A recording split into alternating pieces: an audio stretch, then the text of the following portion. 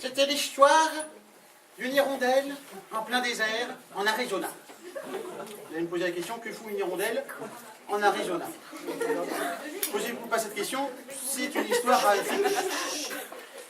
Cette hirondelle ne savait pas quoi faire de plus, elle était dans un désert, il n'y avait pas d'homme, ni de femme. Il y avait juste un petit cours d'eau, elle pouvait boire un petit peu. Elle qui était si fatiguée, qui a perdu ses proches, toute seule. Hein. Soudainement, vous savez ce que c'est que la conquête de l'Ouest? Les cow-boys qui arrivent dans un désert et qui commencent à pulluler des maisons, qui commencent à s'installer.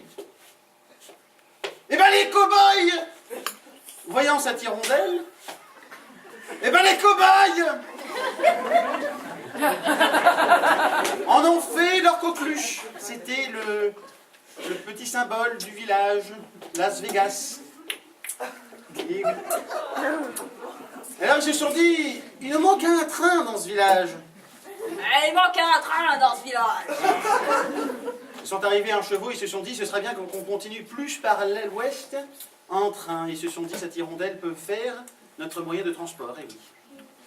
Et là, vous, en tant qu'auditeur, vous vous posez la question, mais comment ils vont faire pour monter sur cette pauvre hirondelle, fatiguée, épuisée? Et soudainement, un des cow-boys commence à monter dessus. Et là, crac! Dit l'hirondelle. Alors le cow-boy s'en est même pas rendu compte, voyez-vous. Son pote vient l'aider quand même, parce qu'il se dit, mais t'entends pas l'hirondelle qui a mal, non? T'entends pas les rondelles qui a mal, quoi?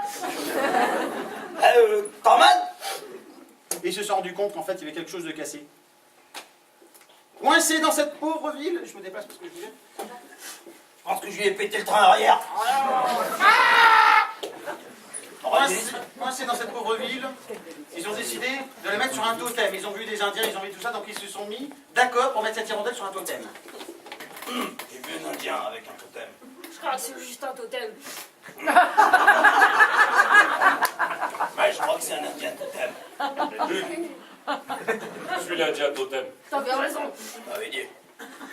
Si on mettait la pile hirondelle et le cheval boiteux dessus. Bonne idée.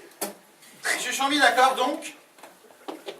Et ils se sont rendus compte que cette pauvre hirondelle souffre de plus en plus et de plus en plus torturée. C'est triste. Les enfants, cachez vos yeux parce que vous allez voir des scènes gore atroces et dégueulasses. Ah non, moi je vais regarder. Bah, faut qu'on la bouffe, hein. Hugues, vous pouvez la bouffer. Et là voilà. Il m'appelle Hugues, lui. C'était le premier cas de cannibalisme envers les animaux et les hirondelles. Les cow-boys commencent à manger cette pauvre hirondelle. Vous allez me dire, mais non, mais c'est atroce. Non, mais c'est atroce. Et oui, mais Oh là là. ce qui fait que nous arrivons à la morale de cette histoire.